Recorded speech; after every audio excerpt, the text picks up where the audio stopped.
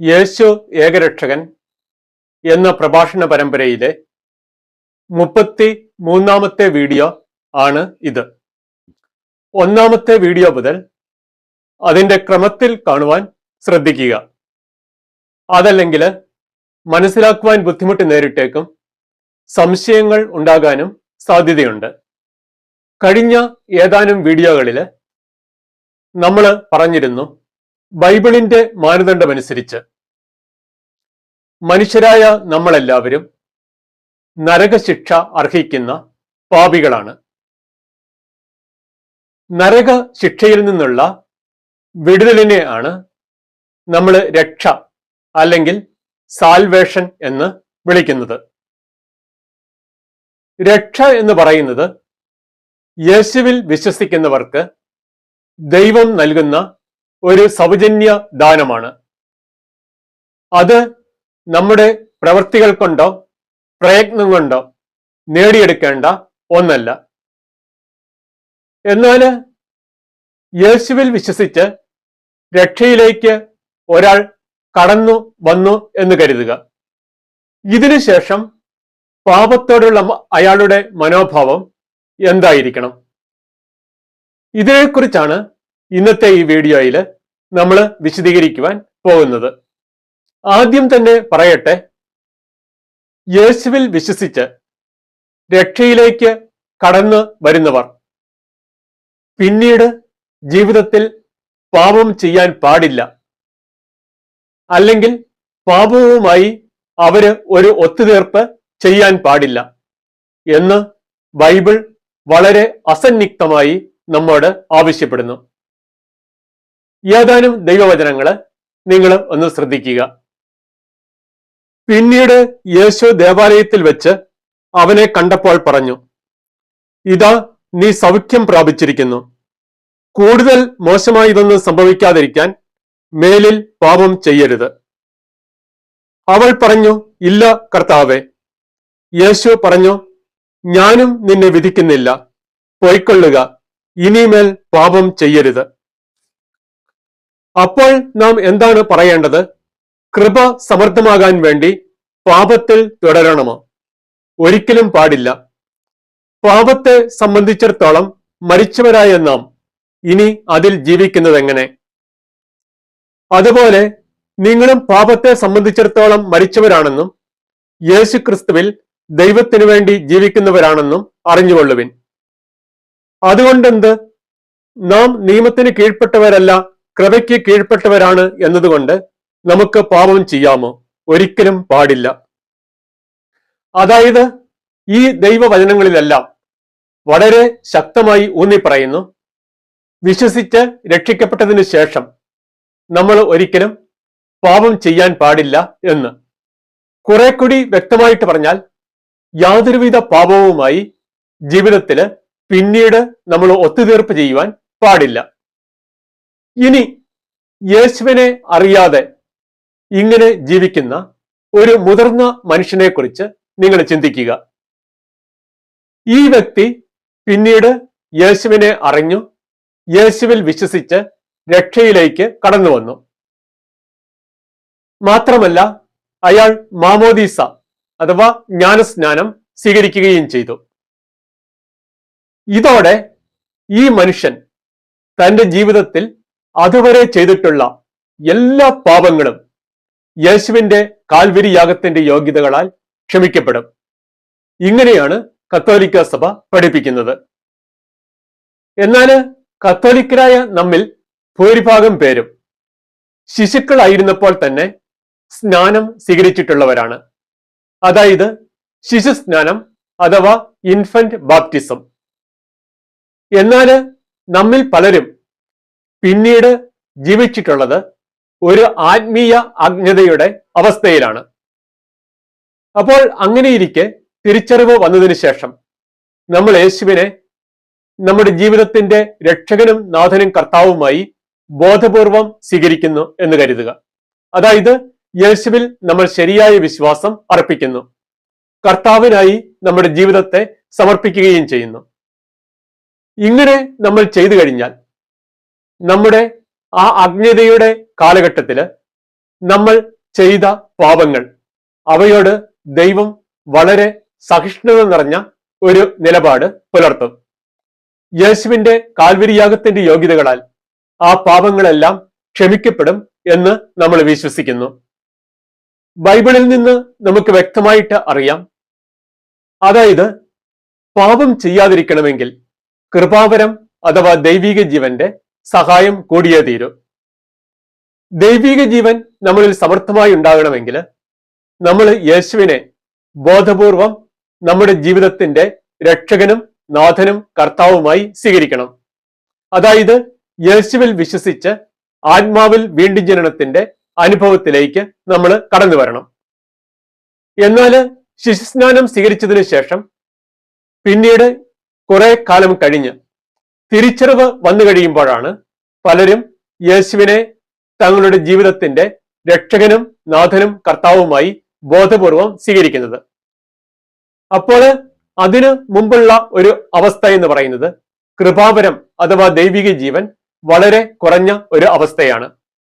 അപ്പോൾ ഒരാളിൽ പാപത്തോടുള്ള ബലഹീനതകൾ വളരെ ശക്തമായിരിക്കും. ഇങ്ങനെയുള്ള വ്യക്തി യേശുവിനെ ജീവിതത്തിന്റെ രക്ഷകനും നാഥനും കർത്താവുമായി സ്വീകരിക്കുന്നു, അല്ലെങ്കിൽ യേശുവിൽ ശരിയായ വിശ്വാസം അർപ്പിക്കുന്നു എന്നിരിക്കട്ടെ. അപ്പോൾ അയാളുടെ ആ പൂർവ്വകാലത്തെ ആ കൃപാവരം കുറഞ്ഞ കാലഘട്ടത്തില് അയാൾ ചെയ്ത ആ പാപങ്ങളുടെ മേല് ദൈവം സഹിഷ്ണുത നിറഞ്ഞ ഒരു നിലപാടെ പുലർത്തുകയുള്ളൂ. യേശുവിന്റെ കാൽവരിയാഗത്തിന്റെ യോഗ്യതകളാൽ ആ പാപങ്ങളും ക്ഷമിക്കപ്പെടും എന്ന് നമ്മൾ വിശ്വസിക്കുന്നു. ആദ്യ മാതാപിതാക്കൾ ചെയ്ത ആദ്യ പാപത്തിൽ അവരുടെ സന്തതി പരമ്പരയായ മനുഷ്യവംശം മുഴുവൻ പങ്കുപറ്റുന്നു. ഇക്കാരണത്താല് ദൈവിക ജീവൻ നഷ്ടപ്പെട്ട് ആത്മീയ മരണത്തിന്റെ ഒരവസ്ഥയിലാണ് ഇന്ന് ഓരോ മനുഷ്യ ശിശുവും ഈ ഭൂമിയിൽ പിറക്കുന്നത്. കത്തോലിക്കരായ നമ്മിൽ ഭൂരിഭാഗം പേരും ശിശുക്കളായിരിക്കുമ്പോൾ തന്നെ സ്നാനം സ്വീകരിച്ചിട്ടുള്ളവരാണ്. ഈ മാമോദീസ സ്വീകരിക്കുന്ന വേളയിൽ ഈ ദൈവിക ജീവൻ കുറച്ചെങ്കിലും നമ്മളിലേക്ക് മടങ്ങി വരുന്നുണ്ട്. എന്നാൽ പിന്നീട് തിരിച്ചറിവ് വന്നതിന് ശേഷം യേശുവിനെ നമ്മുടെ ജീവിതത്തിന്റെ രക്ഷകനും നാഥനും കർത്താവുമായി ബോധപൂർവം ഏറ്റുപറഞ്ഞ് സ്വീകരിക്കുമ്പോഴാണ് ഈ ദൈവിക ജീവൻ നമ്മിലേക്ക് സമൃദ്ധമായി മടങ്ങി വരുവാൻ തുടങ്ങുന്നത്. ആദി മാതാപിതാക്കൾ നഷ്ടപ്പെടുത്തി കളഞ്ഞ ആ ദൈവിക ജീവൻ ഒരു വ്യക്തിയിലേക്ക് വീണ്ടും തിരിച്ചു വരുന്ന ആ പ്രക്രിയയെയാണ് നമ്മൾ ആത്മാവിൽ വീണ്ടും ജനനം അല്ലെങ്കിൽ റീബർത്ത് ഇൻ സ്പിരിറ്റ് എന്ന് വിളിക്കുന്നത്. ആത്മാവിൽ വീണ്ടും ജനനം സംഭവിക്കുന്നതോടെ പാപത്തോടുള്ള മനോഭാവത്തിന്റെ കാര്യത്തിൽ ഒരു വ്യക്തിയിൽ വലിയ മാറ്റം സംഭവിക്കുന്നുണ്ട്. അതായത് യേശുവിൽ വിശ്വസിച്ച് ആത്മാവിൽ വീണ്ടും ജനനം പ്രാപിക്കുന്നതിന് മുൻപ് ഒരു മനുഷ്യൻ പാപത്തെ ഇഷ്ടപ്പെടുന്നു. അതായത് പാപം ആസ്വദിച്ചുകൊണ്ട് ചെയ്യുവാൻ അയാൾക്ക് സാധിക്കും. എന്നാൽ യേശുവിൽ വിശ്വസിച്ച് ആത്മാവിൽ വീണ്ടും ജനനം പ്രാപിച്ചു കഴിഞ്ഞാൽ പിന്നെ പാപത്തെ ഇഷ്ടപ്പെട്ട് ചെയ്യുവാൻ അയാൾക്ക് സാധിക്കുകയില്ല. പാപം അയാളെ സംബന്ധിച്ച് അരോചകമായ ഒരു കാര്യമായി മാറുന്നു.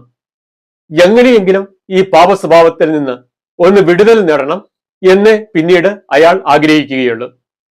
ഞാൻ ഒരു ഉദാഹരണത്തിന്റെ സഹായത്തോടെ ഇതൊന്നുകൂടി വിശദീകരിക്കാം. അതായത് രണ്ട് മൃഗങ്ങൾ നമുക്ക് പരിചിതമായവയാണ്. ഒന്ന് പന്നി, പിഗ്, മറ്റേത് ആട് അല്ലെങ്കിൽ ഗോട്ട്. ഈ പന്നിക്ക് ഒരു സ്വഭാവമുണ്ട്. എവിടെയെങ്കിലും ചെളി നിറഞ്ഞ ഒരു സ്ഥലത്ത് നിർത്തിയാൽ അതിൽ കിടന്ന് ഉരുളാൻ അതിന് തോന്നും. അതിന് വളരെ ഇഷ്ടമുള്ള ഒരു കാര്യമാണ് ഈ ചെളിയിൽ കിടന്ന് ഉരുളുക എന്നുള്ളത്. വളരെ ആസ്വദിച്ചാണ് പന്നി ഇത് ചെയ്യുന്നത്. എന്നാൽ ആടിന്റെ സ്വഭാവം നേരെ വിപരീതമാണ്. വീടുകളില് ആടിനെ വളർത്തിയിട്ടുള്ളവർക്കറിയാം, ആടിന്റെ ദേഹത്ത് കുറച്ച് മണ്ണോ ചെളിയോ വല്ലതും പറ്റിയാൽ അതൊരു അസ്വസ്ഥതയാണ്. ഏതെങ്കിലും മരത്തിലോ തൂണിലോ ഭിത്തിയിലോ മറ്റോ ഉരച്ച് ഈ ചെളി കളയാനത് നോക്കും. ചെളിയിൽ കിടന്നുരുളാന് ആട് ഒട്ടും ഇഷ്ടപ്പെടുന്നില്ല. യേശുവിൽ വിശ്വസിച്ച് ആത്മാവിൽ വീണ്ടും ജനനം പ്രാപിക്കുന്നതിന് മുമ്പ് പാപത്തെ സംബന്ധിച്ച് നമുക്ക് ഈ പന്നിയുടെ സ്വഭാവമാണ്. പന്നി ചെളിയിൽ കിടന്നുരുളാൻ ഇഷ്ടപ്പെടുന്നു. ആത്മാവിൽ വീണ്ടും ജനനം പ്രാപിക്കുന്നതിന് മുമ്പ് ഒരു മനുഷ്യന്റെ അവസ്ഥയും ഇതിന് സമാനമാണ്. പാപത്തെ അയാൾ ഇഷ്ടപ്പെടുന്നു. പാപം ആസ്വദിച്ച് എൻജോയ് ചെയ്ത് ചെയ്യുവാൻ അയാൾക്ക് സാധിക്കും. എന്നാൽ യേശുവിൽ വിശ്വസിച്ച് ആത്മാവിൽ വീണ്ടും ജനനം പ്രാപിച്ചു കഴിഞ്ഞാൽ പിന്നെ പാപത്തെ സംബന്ധിച്ച് നമുക്ക് ഈ ആടിൻ്റെതിന് സമാനമായ ഒരു മനോഭാവമാണ്. പാപം ആസ്വദിച്ച് ചെയ്യുവാൻ നമ്മൾ ഇഷ്ടപ്പെടത്തില്ല. പാപം നമുക്ക് അരോചകമായി മാറും. എങ്ങനെയെങ്കിലും ഈ പാപ സ്വഭാവത്തിൽ നിന്ന് ഒന്ന് വിടുതൽ നേടണം എന്നായിരിക്കും പിന്നീട് നമ്മുടെ ആഗ്രഹം. യേശുവിനെ രക്ഷകനും നാഥനും കർത്താവുമായി സ്വീകരിച്ച്, അതായത് യേശുവിൽ വിശ്വസിച്ച് ആത്മാവിൽ വീണ്ടും ജനനം പ്രാപിക്കുമ്പോൾ ഒരാളിൽ നിന്ന് നിരവധി പാപ ദുശീലങ്ങൾ പൊടുന്നനെ വിട്ടുപോകുന്നു. പാപശക്തി അയാളില് പൊടുന്നനെ കുറയും. പാപം എന്ന ബലഹീനത അതിൽ പൊടുന്നനെ കുറവ് സംഭവിക്കുന്നു. എന്നാൽ എല്ലാ പാപ ബലഹീനതകളും ഉടൻ തന്നെ അയാളിൽ നിന്ന് മാറിപ്പോയിക്കൊള്ളണം എന്ന് നിർബന്ധമില്ല. ചില ബലഹീനതകൾ പിന്നെയും തുടരും. ഒരാള് യേശുവിൽ വിശ്വസിച്ച് ആത്മാവിൽ വീണ്ടും ജനനം പ്രാപിച്ചു കഴിഞ്ഞാൽ പിന്നെ ദൈവം അയാളിൽ ഒരു വിശുദ്ധീകരണം നടത്തുന്നു. ഇതിനായി കുറെ വേദന നിറഞ്ഞ അനുഭവങ്ങളിലൂടെ, അതുപോലെ സന്തോഷം നിറഞ്ഞ അനുഭവങ്ങളിലൂടെയും ദൈവം അയാളുടെ ജീവിതത്തെ കടത്തിവിടുന്നു. അതുപോലെ തന്നെ ആത്മാവിൽ വീണ്ടും ജനനം പ്രാപിച്ച ഒരു വ്യക്തി ആത്മീയമായി തുടർന്നും വളരണം എന്നാണ് ദൈവം ആഗ്രഹിക്കുന്നത്. ഇതിനായി നമ്മൾ ദിവസേന പ്രാർത്ഥിക്കണം, ബൈബിൾ വായിക്കണം, നല്ല പുസ്തകങ്ങൾ വായിക്കണം, കുദാശകൾ സ്വീകരിക്കണം, പ്രാർത്ഥനാ ഗ്രൂപ്പുകളിൽ പോകണം. ഇങ്ങനെയുള്ള കാര്യങ്ങളെല്ലാം ചെയ്യണം. അതായത് ആത്മാവിൽ വീണ്ടും ജനനം പ്രാപിച്ചതിന് ശേഷം ഒരാള് വിശുദ്ധീകരണത്തിന്റെയും ആത്മീയ വളർച്ചയുടെയും പടവുകളിലൂടെ കടന്നു പോകുന്നു. ഈ വിശുദ്ധീകരണവും ആത്മീയ വളർച്ചയും പുരോഗമിക്കുന്നതനുസരിച്ച് പാപത്തിന്റെ ശക്തി അയാളിൽ ഒന്നിനൊന്നിന് കുറഞ്ഞു വരും. പാപം എന്ന ബലഹീനത ഒന്നിനൊന്നിന് അയാളിൽ നിന്ന് നീങ്ങിപ്പോകും. ഞാൻ ആദ്യം തന്നെ പറഞ്ഞു, യേശുവിൽ വിശ്വസിച്ച് ആത്മാവിൽ വീണ്ടും ജനനം പ്രാപിക്കുമ്പോൾ എല്ലാ പാപബലഹീനതകളും പൊടുന്നനെ നീങ്ങിപ്പോകില്ല. ഈ വിശുദ്ധീകരണവും ആത്മീയ വളർച്ചയും പുരോഗമിക്കുന്നതനുസരിച്ചാണ് ഈ പാപത്തിന്റെ ശക്തി ഒന്നിനൊന്നിന് കുറഞ്ഞ് പിന്നീട് വരുന്നത്. അപ്പോൾ യേശുവിൽ വിശ്വസിച്ച് ആത്മാവിൽ വീണ്ടും ജനനം പ്രാപിച്ചതിന് ശേഷവും ഒരു വ്യക്തിയിൽ കുറെ കാലത്തേക്ക് പാപം എന്ന ബലഹീനത പല രീതിയിൽ കണ്ടു എന്ന് വരാം.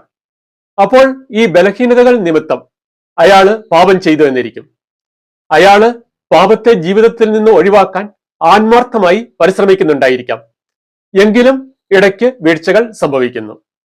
ഈ വ്യക്തി ദൈവത്തോട് വളരെ ആത്മാർത്ഥതയുള്ള ആളുമാണ്. അപ്പോൾ ഈ വ്യക്തി പാപം ചെയ്തു കഴിയുമ്പോൾ, ഈ ബലഹീനത നിമിത്തം പാപം ചെയ്തു കഴിയുമ്പോൾ മനസ്തപിച്ച് തെറ്റ് ദൈവത്തോട് ഏറ്റുപറയണം. അതുപോലെ കത്തോലിക്കരാണെങ്കിൽ കുമ്പസാരം എന്ന കുദാശ സ്വീകരിക്കുകയും ചെയ്യണം. അപ്പോൾ യേശുവിന്റെ കാൽവരിയാഗത്തിന്റെ യോഗ്യതകളാൽ ദൈവം ഇയാളുടെ ആ പാപം നിരുപാധികം ക്ഷമിക്കും എന്ന് നമ്മൾ മനസ്സിലാക്കുന്നു. ചില ദൈവവചനങ്ങൾ നിങ്ങൾ ശ്രദ്ധിക്കുക. അവിടുത്തെ പുത്രനായ യേശുവിന്റെ രക്തം എല്ലാ പാപങ്ങളിൽ നിന്നും നമ്മെ ശുദ്ധീകരിക്കുന്നു. നമുക്ക് പാപമില്ലെന്ന് നാം പറഞ്ഞാൽ അത് ആത്മവഞ്ചനയാകും. അപ്പോൾ നമ്മിൽ സത്യമില്ലെന്ന് വരും. എന്നാൽ നാം പാപങ്ങൾ ഏറ്റുപറയുന്നെങ്കിൽ അവൻ വിശ്വസ്തനും നീതിമാനുമാകയാൽ പാപങ്ങൾ ക്ഷമിക്കുകയും എല്ലാ അനീതികളിൽ നിന്ന് നമ്മെ ശുദ്ധീകരിക്കുകയും ചെയ്യും. എന്റെ കുഞ്ഞുമക്കളെ, നിങ്ങൾ പാപം ചെയ്യാതിരിക്കേണ്ടതിനാണ് ഞാനിവ നിങ്ങൾക്കെഴുതുന്നത്. എന്നാൽ ആരെങ്കിലും പാപം ചെയ്യാൻ ഇടയായാൽ തന്നെ പിതാവിന്റെ സന്നിധിയിൽ നമുക്കൊരു മധ്യസ്ഥനുണ്ട്, നീതിമാനായ യേശുക്രിസ്തു. അവൻ നമ്മുടെ പാപങ്ങൾക്ക് പരിഹാര ബലിയാണ്. അതായത് യേശുവിൽ വിശ്വസിച്ച് ആത്മാവിൽ വീണ്ടും ജനനം പ്രാപിക്കുന്ന ഒരു വ്യക്തി തുടർന്നുള്ള നാളുകളിൽ ഈ ആത്മീയ വളർച്ചയുടെ കാര്യത്തിലും വിശുദ്ധീകരണത്തിന്റെ കാര്യത്തിലും ദൈവത്തോട്, പരിശുദ്ധാത്മാവിനോട് വളരെ സഹകരിക്കണം. പാപം ചെയ്യാതിരിക്കാൻ ആത്മാർത്ഥമായി പരിശ്രമിക്കണം. അപ്പോൾ ഈ അവസ്ഥയിൽ ബലഹീനത നിമിത്തം പാപങ്ങൾ വന്നുപോയാൽ ദൈവത്തോട് മനസ്തപിച്ച് ഏറ്റുപറഞ്ഞാലും മതി. യേശുവിന്റെ കാൽവരിയാഗത്തിന്റെ യോഗ്യതകളാൽ ദൈവം ആ പാപം ക്ഷമിക്കും എന്ന് വചനം നമുക്ക് ഉറപ്പു തരുന്നു. നമ്മൾ പറഞ്ഞു, രക്ഷ എന്ന് പറയുന്നത് യേശുവിൽ വിശ്വസിക്കുന്ന വ്യക്തികൾക്ക് ദൈവം നൽകുന്ന ഒരു സൗജന്യ ദാനമാണ്. എന്താണ് വിശ്വാസം എന്നത് വഴി ബൈബിൾ അർത്ഥമാക്കുന്നത്? 25-ാമത്തെ വീഡിയോയിൽ ഞാനിത് വളരെ വിശദമായി പ്രതിപാദിച്ചിട്ടുണ്ട്. നിങ്ങൾ ആ വീഡിയോ കാണുക. ശരിയായ വിശ്വാസം അല്ലെങ്കിൽ രക്ഷിക്കുന്ന വിശ്വാസം എന്ന് പറയുന്നത് യേശുവിനോടുള്ള ഒരു സമർപ്പണ മനോഭാവം അഥവാ കമ്മിറ്റ്മെന്റ് ഉൾക്കൊള്ളുന്ന ഒന്നാണ്. അപ്പോൾ യേശുവിൽ സമർപ്പണ മനോഭാവമുള്ള ഒരു വിശ്വാസം അർപ്പിച്ചിരിക്കുന്ന ഒരു വ്യക്തി തീർച്ചയായും ജീവിതത്തിൽ നിന്ന് പാപത്തെ ഒഴിവാക്കുന്ന കാര്യത്തിൽ കുറെയെങ്കിലും ആത്മാർത്ഥത കാണിക്കാതെ ഇരിക്കുകയില്ല. എന്നാൽ ആത്മാർത്ഥത കുറഞ്ഞ വിശ്വാസികളുണ്ട്. അവര് യേശുവിൽ വിശ്വസിച്ചതിനു ശേഷം തുടർന്നുള്ള നാളുകളിലും അലംഭാവം നിമിത്തം അല്ലെങ്കിൽ ആത്മാർത്ഥത കുറവ് നിമിത്തം ചിലപ്പോൾ പാപങ്ങൾ ചെയ്തു എന്നിരിക്കും. പാപത്തെ ജീവിതത്തിൽ നിന്ന് ഒഴിവാക്കണമെങ്കിൽ കൃപാവരം അഥവാ ദൈവിക ജീവന്റെ സഹായം കൂടിയേ തീരൂ. എങ്കിലും നമ്മൾ മനുഷ്യരാണ്. ദൈവം നമുക്ക് ഒരു സ്വതന്ത്ര മനസ്സ് അല്ലെങ്കിൽ ഫ്രീ വില്ല് തന്നിട്ടുണ്ട്. നമ്മുടെ ഈ സ്വതന്ത്ര മനസ്സുകൊണ്ട് നമ്മൾ സഹകരിക്കുക കൂടി ചെയ്താലേ ജീവിതത്തിൽ നിന്ന് പാപത്തെ ഒഴിവാക്കാനായിട്ട് നമുക്ക് സാധിക്കുകയുള്ളൂ. അപ്പോൾ യേശുവിൽ വിശ്വസിച്ച് രക്ഷയിലേക്ക് കടന്നു വന്നതിന് ശേഷമുള്ള നാളുകളിൽ ഈ പാപത്തെ ഒഴിവാക്കുന്ന കാര്യത്തിൽ നമ്മൾ ആത്മാർത്ഥത കുറവ്, നമ്മുടെ സ്വതന്ത്ര മനസ്സുകൊണ്ട് അലംഭാവം കാണിക്കുന്നു എന്നിരിക്കട്ടെ. ഇത് നമ്മുടെ മേൽ കാലിക ശിക്ഷ അല്ലെങ്കിൽ ടെമ്പറൽ പണിഷ്മെന്റ് വരുത്തി വയ്ക്കുന്നു. ഈ കാലിക ശിക്ഷ അനന്തമല്ല, പരിമിതമാണ്. അത് നമുക്ക് ഈ ഭൂമിയിൽ വെച്ച് സഹിക്കേണ്ടതായി വരും. ഇനി ഭൂമിയിൽ വെച്ച് സഹിച്ചു തീർന്നില്ലെങ്കിൽ മരണശേഷം ശുദ്ധീകരണ സ്ഥലത്ത് വെച്ച്, അതായത് പർഗറ്ററിയിൽ വെച്ച് ഈ കാലിക ശിക്ഷ അല്ലെങ്കിൽ ടെമ്പറൽ പണിഷ്മെന്റ് നമ്മൾ സഹിക്കേണ്ടതായി വരും. ഇനി ഒരാൾ യേശുവിൽ വിശ്വസിച്ചു രക്ഷയിലേക്ക് കടന്നു വന്നു. ചില പാപങ്ങളിൽ നിന്ന് ദൈവം ഇയാൾക്ക് പൂർണ്ണമായ വിടുതൽ ഇതോടെ നൽകി എന്നിരിക്കട്ടെ. അതായത് അയാൾ വിചാരിച്ചാൽ ഇപ്പോൾ ഈ പാപങ്ങൾ ചെയ്യാതിരിക്കാൻ അയാളെ കൊണ്ട് സാധിക്കും. ദൈവം അതിനുള്ള കൃപ നൽകി. എന്നാൽ ആത്മാർത്ഥത കുറവ് മൂലം ഇങ്ങനെയുള്ള ഒരാള് ഈ പാപങ്ങൾ വീണ്ടും ചെയ്യുന്നു എന്നിരിക്കട്ടെ.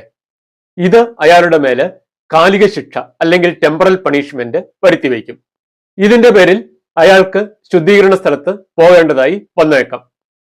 മനുഷ്യരായ നമ്മൾ ചെയ്യുന്ന ഏതൊരു പാപവും ദൈവത്തിന് എതിരായിട്ടുള്ളതാണ്.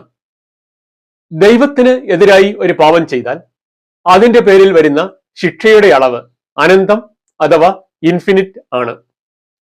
ഇതിന് പരിഹാരം ചെയ്യുവാൻ പരിമിതരായ നമ്മൾക്ക് സാധിക്കുകയില്ല. യേശുവിന്റെ കാൽവരിയാഗത്തിന്റെ യോഗ്യതയാൽ മാത്രമേ ഈ അനന്തമായ കടം നമ്മോട് ക്ഷമിക്കപ്പെടുകയുള്ളൂ. എന്നാൽ മനുഷ്യൻ ചെയ്യുന്ന ചില പാപങ്ങളുടെ കാര്യത്തിൽ കത്തോലിക്ക വിശ്വാസമനുസരിച്ച് കാലിക ശിക്ഷ എന്ന പേരിൽ അറിയപ്പെടുന്ന മറ്റൊരു ശിക്ഷ കൂടിയുണ്ട്. ഇത് അനന്തമല്ല, പരിമിതമാണ്. ഈ കാലിക ശിക്ഷ നമ്മൾ തന്നെ സഹിക്കണം. അതായത് ദൈവം ഒരു വ്യക്തിക്ക് ഒരു പാപത്തിൽ നിന്ന് പൂർണ്ണമായിട്ടും വിടുതൽ നൽകി എന്ന് കരുതുക. ഇനി ആത്മാർത്ഥത കുറവ് നിമിത്തം അയാള് ആ പാപം വീണ്ടും ചെയ്താൽ അതിന്റെ പേരിൽ ഈ കാലിക ശിക്ഷ കടന്നു വരും. ഇതുമൂലം അയാൾക്ക് ശുദ്ധീകരണ സ്ഥലത്ത് കിടക്കേണ്ടതായി വന്നേക്കാം. ഒരു ഉദാഹരണത്തിന് മദ്യപാനം. അതായത് മദ്യപാനിയായ ഒരു വ്യക്തി യേശുവിൽ വിശ്വസിച്ച് രക്ഷയിലേക്ക് കടന്നു വന്നു. കുറെ നാളുകൾ കഴിഞ്ഞപ്പോൾ ഈ മദ്യപാന ശീലത്തിൽ നിന്ന് ദൈവം അയാൾക്ക് പൂർണ്ണമായ വിടുതൽ നൽകി. മദ്യപിക്കരുതെന്ന് എന്ന് അയാൾ തീരുമാനിച്ചു കഴിഞ്ഞാൽ ഇപ്പോൾ മദ്യപിക്കാതിരിക്കാനുള്ള കഴിവ് അയാൾക്കുണ്ട്. എന്നിട്ടും ആത്മാർത്ഥത കുറവ് നിമിത്തം അയാള് ഒരു പ്രാവശ്യം അല്ലെങ്കിൽ ഏതാനും തവണ മദ്യപിക്കുന്നു എന്ന് കരുതുക. ഇയാള് യേശുവിൽ വിശ്വസിക്കുന്ന വ്യക്തിയാണ്. ഇയാൾ ചെയ്ത പാപം ദൈവത്തിനെതിരായിട്ടുള്ളതാണ്. ഇതിന്റെ പേരിൽ നിത്യമായ ഒരു ശിക്ഷയുണ്ട് താനും. എന്നാല് അയാള് പശ്ചാത്തപിച്ച് തെറ്റ് ദൈവത്തോട് ഏറ്റുപറഞ്ഞാൽ അയാളുടെ പാപത്തിന്റെ പേരിലുള്ള ഈ നിത്യശിക്ഷ അത് യേശുവിന്റെ കാൽവരിയാഗത്തിന്റെ യോഗ്യതകളാൽ ക്ഷമിക്കപ്പെടും. അയാൾക്ക് പിന്നെ നരകത്തിൽ പോകേണ്ട ആവശ്യം വരില്ല. എന്നാലും അയാളുടെ ഈ ആത്മാർത്ഥതക്കുറവ് കാലിക ശിക്ഷ അല്ലെങ്കിൽ ടെമ്പറൽ പണിഷ്മെന്റ് അയാളുടെ മേൽ വരുത്തിവെക്കുന്നു. ഇത് പരിമിതമാണ്. ഈ കാലിക ശിക്ഷ ഭൂമിയിൽ വെച്ച് സഹിച്ചു തീർന്നില്ലെങ്കിൽ മരണശേഷം ശുദ്ധീകരണ സ്ഥലത്ത് വെച്ച് അത് സഹിക്കേണ്ടതായി വരും. കാലിക ശിക്ഷ എന്താണ്, അതിന്റെ ബൈബിൾ പരമായ അടിസ്ഥാനം എന്താണ് എന്നതിനെക്കുറിച്ച് അധികം വൈകാതെ തന്നെ ഞാൻ വിശദമായ ഒരു വീഡിയോ ചെയ്യുന്നതായിരിക്കും. അപ്പോൾ ഇത്രയും പറഞ്ഞതിൽ നിന്ന് നിങ്ങൾക്കൊരു കാര്യം മനസ്സിലായി കാണും. യേശുവിൽ വിശ്വസിച്ച് രക്ഷയിലേക്ക് കടന്നു വന്നതിന് ശേഷം പാപത്തോട് നമ്മൾ ഒരു ഉദാസീനത നിറഞ്ഞ മനോഭാവം കാണിക്കാനായിട്ട് പറ്റത്തില്ല. പാപത്തെ ഒഴിവാക്കുവാന് നമ്മൾ ആത്മാർത്ഥമായി പരിശ്രമിക്കണം. ബലഹീനത നിമിത്തം ജീവിതത്തിൽ ഒരു പാപം ചെയ്തു പോയി കഴിഞ്ഞാൽ നമ്മൾ പശ്ചാത്തപിച്ച് ആ തെറ്റ് ദൈവത്തോട് ഏറ്റുപറയണം. വീണ്ടും പാപം ചെയ്യാതിരിക്കാൻ ശ്രമിക്കണം. കത്തോലിക്കരാണെങ്കിൽ കുമ്പസാരിക്കുകയും ചെയ്യണം. അതായത് ജീവിതത്തിൽ ഒരു പാവവുമായി നമ്മൾ ഒത്തുതീർപ്പ് ചെയ്യുവാനായിട്ട് അല്ലെങ്കിൽ കോംപ്രമൈസ് ചെയ്യാനായിട്ട് പാടില്ല. ഏതെങ്കിലും ഒരു കാര്യം പാവമാണെന്ന് മനസ്സിലായി കഴിഞ്ഞാൽ പിന്നീട് അത് ജീവിതത്തിൽ നിന്ന് ഒഴിവാക്കാൻ ആത്മാർത്ഥമായി പരിശ്രമിക്കണം.